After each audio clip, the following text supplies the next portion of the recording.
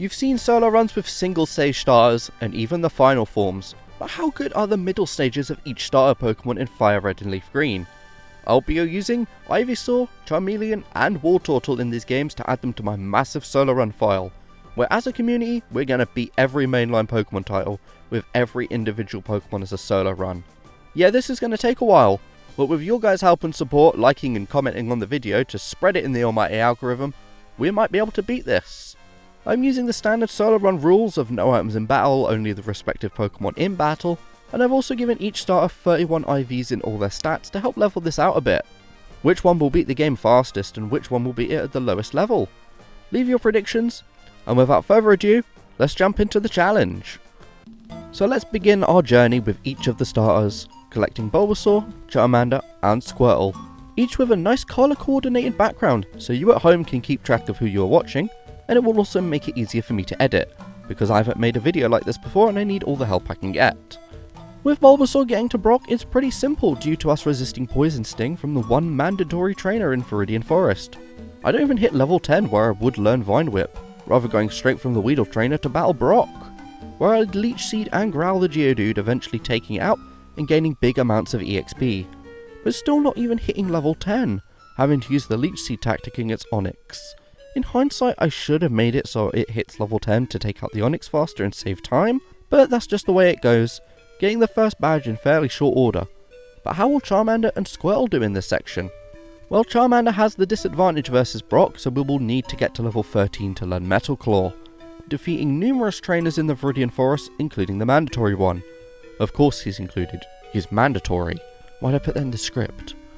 I also battled the gym trainer to get our level up a bit more, getting to Brock at level 13, with Geodude being a free shot with Metal Claw, and still at level 13 for the Onix, but a critical hit and a miss on his end give us the victory, luckily avoiding a Rock Tomb, but at a level and time disadvantage against Bulbasaur.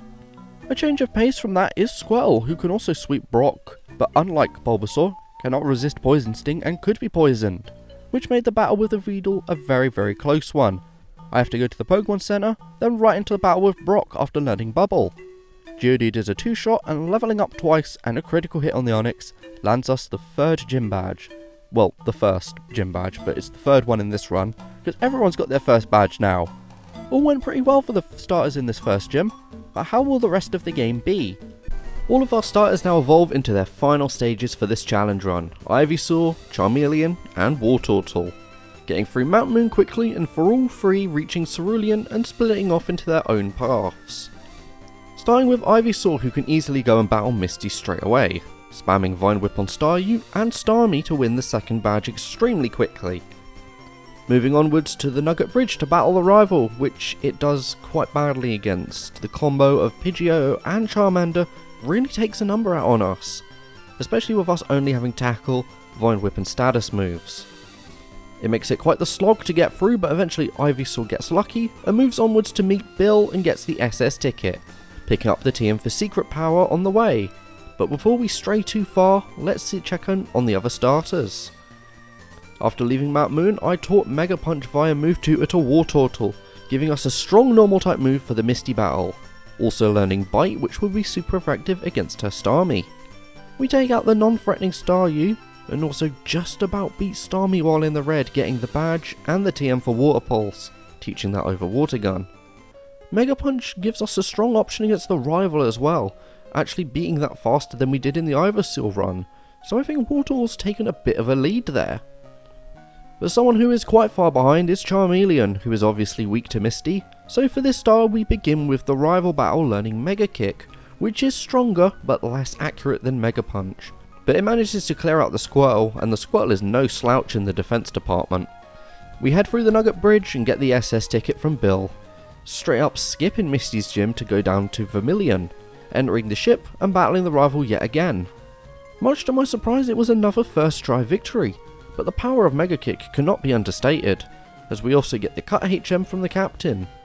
But then I realise I can't use Cut outside of battle without Misty's badge, so we can't immediately get Surge's badge.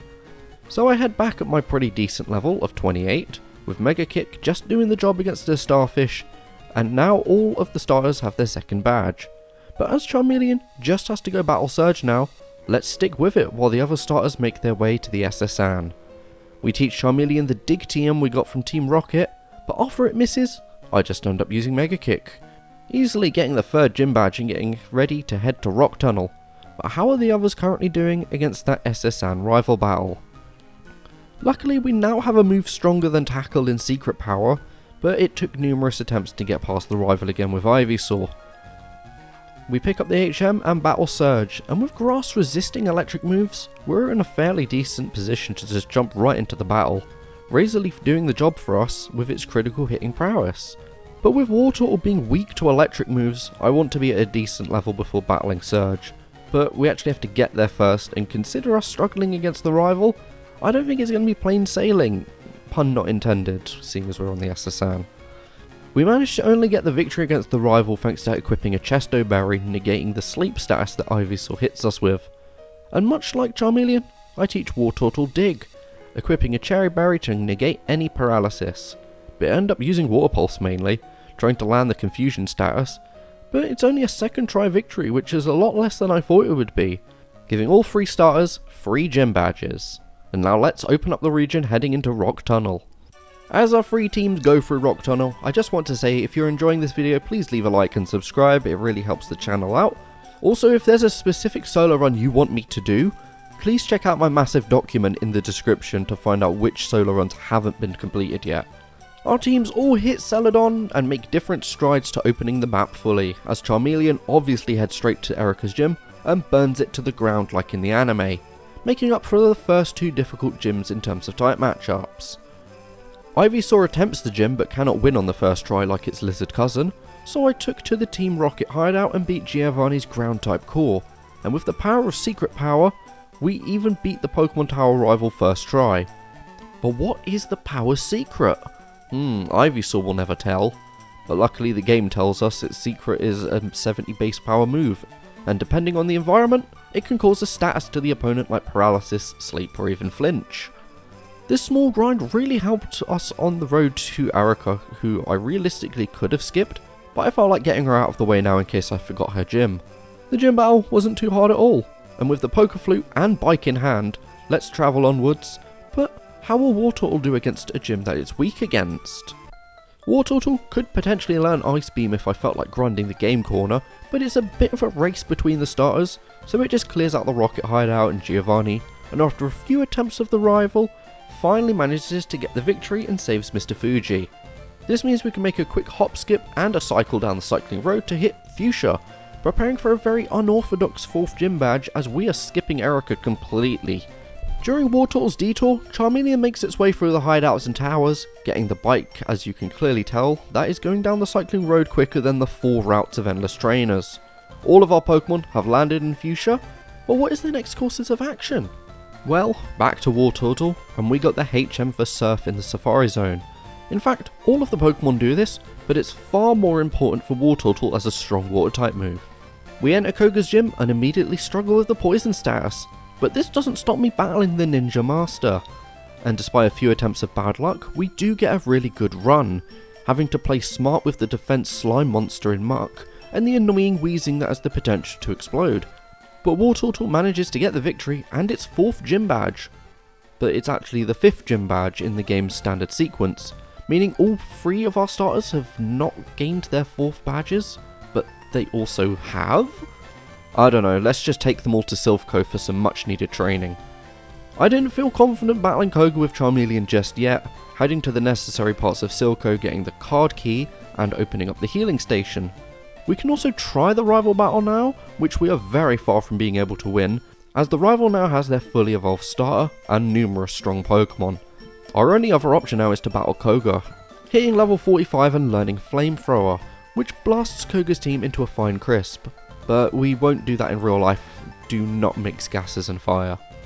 After getting the 5th badge, we now only have one thing that we can do, and that is battling the rival.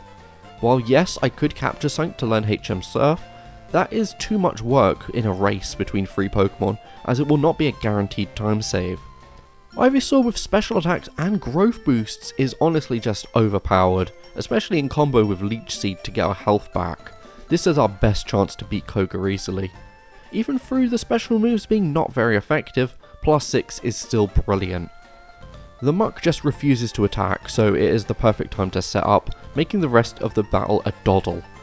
Giving every Pokemon in the challenge Koga's badge now, and putting Ivysaur in the same scenario as Charmeleon, but what it doesn't have this issue is Wartortle, who makes its way to Cinnabar, opening up the gym with the secret key, and with the power of water type moves, sweeps the gym no problem, becoming the first Pokemon to beat Blaine. And yes, it's another out of order badge, but I never said I'd be doing them all in order. And plus, these extra levels from battling further gym badges will be vital in making the Silph rival battle easier. Against this tough rival battle, we start with Ivysaur, who can tank a flamethrower, but only a single one since Charizard wasted a turn with Scary Face. I did have to use some rare candies earlier than I would have liked to make this battle actually winnable, but this increase in our levels does make Giovanni easier, as Ivysaur saves the region with the gift Lapras from the Silph employee, meaning we can now surf our way over to Cinnabar, opening up for flight and returning to Saffron to battle Sabrina. Both Blaine and Sabrina are super effective against the herbivorous lizard, but Sabrina's Pokemon, namely Kadabra and Alakazam, have pretty poor defense stats. So with our high friendship, we can use the return TM for what I would assume is maximum power, or at least close to it, to set us up for the final two gyms. Starting with Blaine because we cannot get to the last gym without the prior 7 gym badges, and the main issue here is the double Intimidate attack drop. The first being before we can even move from his Growlithe, and the second being from his last Pokemon Arcanine.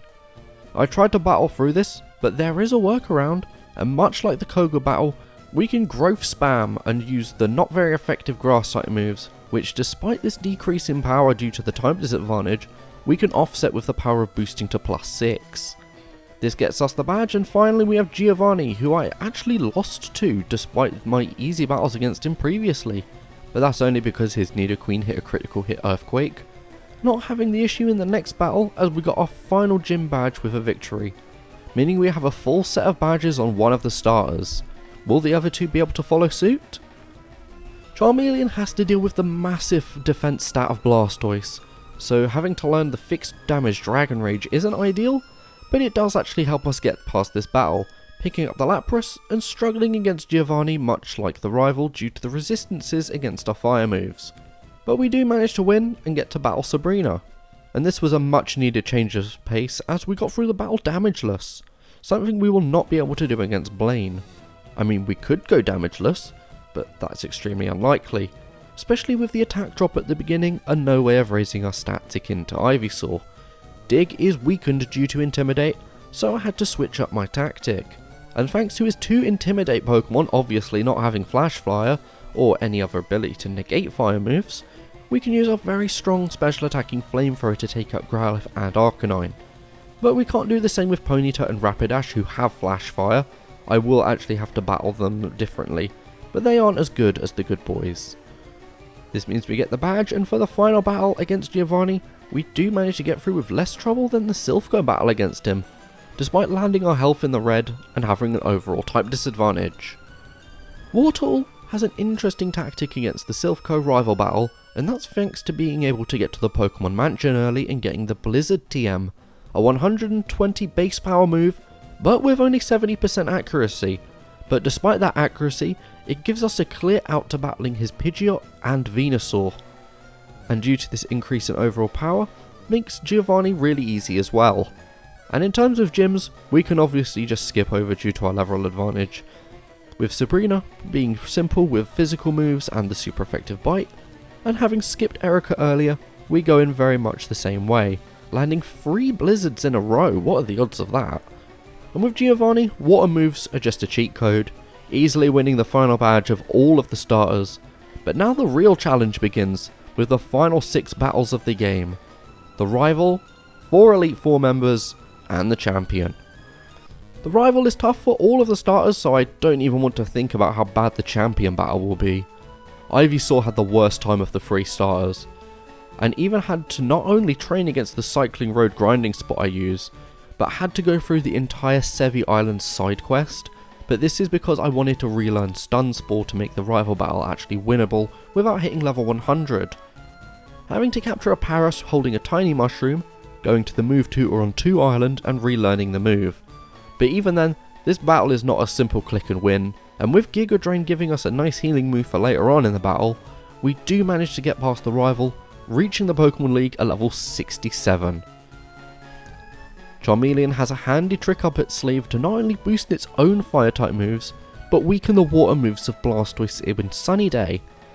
Blastoise will keep trying to use Rain Dance to actually manage to get some damage in, but we can just stall it out with our own weather and get the victory. But if that is our tactic of choice, we need to get very lucky against the champion, with Charmeleon hitting the league at level 61. Wartortle's reliance of the move Blizzard is very much on show in our quest to get all the middle stages to the Pokemon League, only managing to win thanks to getting a freeze on the rival's Ivysaur, hitting the league steps at the lowest level of the three at level 58. A 9 level difference between that and Ivysaur, but does this mean it's going to win at the lowest level, or will the highest level starter make the difference count? So a little bit of housekeeping for the Elite Four run, and if I get to the champion, I can save and reset, but if it takes too many resets to make things go actually smoothly, I'm just better off going through the Elite Four again. Those battles against Lorelei and friends will have to be done in a row without saving however, so without further ado, let's see how Ivysaur goes. Starting with the obvious type disadvantage against Lorelei, and you already know the strategy is going to be Sleep Powder and Growth Boosts on Dugong. But we can't use status moves on it once it uses Safeguard, so all I can do is Growth Boosts. Slowbro uses a combo of Yawn and Ice Beam, which is annoying and causes our first loss, but it does only take a few attempts to get past her in the end. Ivysaur's low speed stat does mean that a few of her team can hit first, but having Giga Drain to heal up the damage dealt is massive, especially seeing as, healing items are banned in battle, and they have been the entire run. Once we get past that battle, we have a much easier opponent in Bruno. He has 2 rock types and his team don't really have a counter for a bulky grass type, aside from Hitmonchan having the fire ice punches, but with a special attack of 35, it's not really going to be doing a whole lot. Here's a fun fact though, Hitmonchan's Pokédex number of 107 could refer to Little Mac from Punch-Out, whose weight is 107 pounds. Coincidence? I think not! Agatha and her team resist our entire moveset, but even then, plus 6 special attack from Growth and Giga Drain spam gives us a first try victory. That is something I was not really expecting to happen, but we cannot sleep on the Growth boosts. Well, the opponent has to sleep during the Growth boosts, otherwise then we can't set them up properly, but you know what I mean. And a bit earlier than I expected, we get to Lance. And it does however go as expected, as his Dragonite blows Ivysaur out of the building, but the combo of Sleep Powder, Growth and Giga Drain obviously has some sort of black magic attached to it, as we actually get the victory against Lance. But much like that first attempt against Lance, the rival defeated us, and because I could save, it happened numerous times. This is because we are at the mercy of a coin flip if Fire Blast misses or not, and despite being 70% accurate, it never misses. Another route through the Elite Four for some extra levels, this time starting the Sleep Powder Growth spam yet again, being able to one-shot both Pidgeot and Alakazam against the champion, healing us with Giga Drain, but sadly not to full health. Charizard does land a Fire Blast, but our level buffer really helps us out, as we can land our own coin flip landing Sleep Powder, getting a small bit of healing from our Citrus Berry and Giga Drain. Charizard also eats a berry, keeping it out of full restore range, which is perfect as we take it out, and this is huge. We put Exeggutor to sleep and use Return numerous times to defeat it, and of course Rhydon is a one-shot with Giga Drain, taking us to full HP in the process. And on his final Pokemon Gyarados, despite the Intimidate, Ivysaur stands tall and gets the victory, defeating the Elite Four at level 75. I'll reveal the in-game time at the end once all the Pokemon have defeated the champion, and let's move on to Charmeleon. Another type disadvantage against Lorelei for our fire type starter, but this is mainly because most of her team is water types. And looking at this first attempt, it was clear I had to train. Going to battle the bikers on Cycling Road and getting to level 70. Using the level that Ivysaur beat the game at as a reference, I jump back into the battle, and with the right amount of luck, we can get past our team. But I'm obviously going to need more levels to make that battle consistent, but hopefully I don't have to battle her too many times. Sunny Day weakening the water moves makes her team a dress rehearsal for the rival's Blastoise, eventually making it through to Bruno. His 2 Onix could be a bit of an annoyance, as the first one lives on 1 HP before being taken out on the damage range next turn. Hitmonchan is the same story as it misses a Sky Uppercut while we set up the Sun, with the Sun boost making Machamp and his second Onix both one-shots, finally taking out the Hitmonlee to make it to Agatha after a single Bruno battle. He seriously isn't getting past the terrible allegations. Praise the Sun! Agatha was another really decent first try victory. And by decent, I mean one-shotting her entire team with Flamethrower. Even her last Pokemon Haunter when the sunlight has faded and we don't have the boosts anymore, giving us another first try victory. But can we make it another against Lance? No we cannot. He leads with Gyarados, and despite not having any water type moves, it's still annoying to get past with its type resistance against us. It's the same story with Aerodactyl, but we can take it out as we lose to the Dragonite, as we are at 2 lower health from the first 2 Pokemon. Okay, how much longer will these attempts take? Level 80, you say? Blame Lorelei for the massive level increase, as we needed to get past her more consistently, and we were just losing time and time again against her, gaining the levels in the process. But after getting back to Lance and using Dragon Claw on his 3 dragons, we can finally battle the champion, and oh my gosh, this is why I added saving before the champion. I needed so much to go right, and it all hinges on using Sunny Day at the right time. I taught Charmeleon Fire Blast for a consistent way to one-shot Pidgeot, and used Flamethrower as he sends in Rhydon next, getting a clutch burn lowering Rhydon's attack. But it lowers our speed with Rock Tomb, which is actually ideal for later on in the battle. Rhydon is taken out with more fire as Blastoise comes in. Blastoise uses Rain Dance as I use a Fire Blast, which may be weakened, but I had no guarantee it would use Rain Dance the first turn. And thanks to getting a massive bit of clutch luck, this time Blastoise misses a Hydro Pump, and this is where Operation Team Magma comes into play, as we set up the Sunny Day. Blastoise will continue to set up Rain Dance as we then use Sunny Day, prompting him to use it again the next turn, and this could have been made easier by having a PP up on Sunny Day, but we do eventually PP stall him out of Rain Dance, meaning the Sun is now up for 5 turns uninterrupted, and his water moves are dampened as we use our boosted fire moves to take it out. A Fire Blast lands on both Alakazam and Exeggutor, leaving us on pretty good HP for his final Pokemon, Arcanine. With it having Intimidate, we can use the same method we did against Blaine's Arcanine and use our fire moves. Unable to use Sunny Day as this would boost his fire moves as well.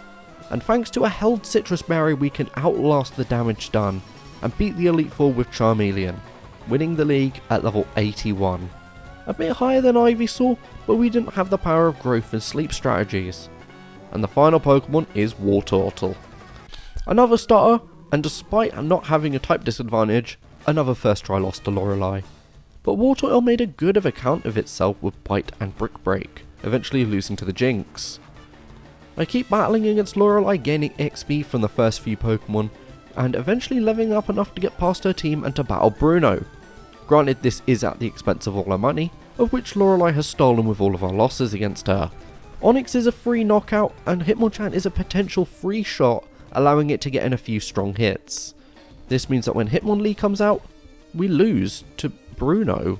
We actually lost to Bruno? You know, stop the video right now. Wartortle is officially the worst starter Pokemon middle stage. The numerous more level ups against Lorelei help us to beat Bruno in the end, giving us our first try victory against Agatha. After struggling against Bruno for so long, we first try Agatha. I mean, we did pump Wartortle full of rare candies to hit level 77, with 2 uses of Bite taking out the Gengars, using Surf and Blizzard for the non-ghosts, and flinching her Ace Gengar, which helps us to get the victory. But now with Blizzard in our arsenal, will Lance be a first try this time? Come on, I've got to get one of these predictions right. Well, Gyarados is a bit annoying since it resists pretty much all of our moves in tandem with Intimidate, but we can take it down, along with both Dragonair using a Blizzard on each, with the much bigger and much weaker to Ice Dragonite also falling to a Blizzard. Aerodactyl is also 4 times weak to Ice. So I did get the prediction right, we did beat Lance on this first try. But are we going to do it against the champion? Wishful thinking, of course we're probably not. This battle hinges on one thing, and that is Blizzard hitting the opponent. Easier said than done, of course. Pidgeot being a one-shot with the Frost, Venusaur comes in and we bait the flinch, since I wasn't confident on taking it out with a lone Blizzard. we get said flinch and manage to KO with Blizzard.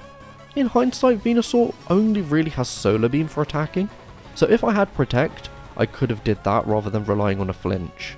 Regardless, Alakazam uses Psychic, as we get more great bite luck with a critical hit. Rhydon is obviously a one-shot with Surf. Gyarados is where things get annoying, and luckily we have a Citrus Berry to keep us alive and use Blizzard to knock it out, leading to his last Pokemon, Arcanine, and with that also have Intimidate.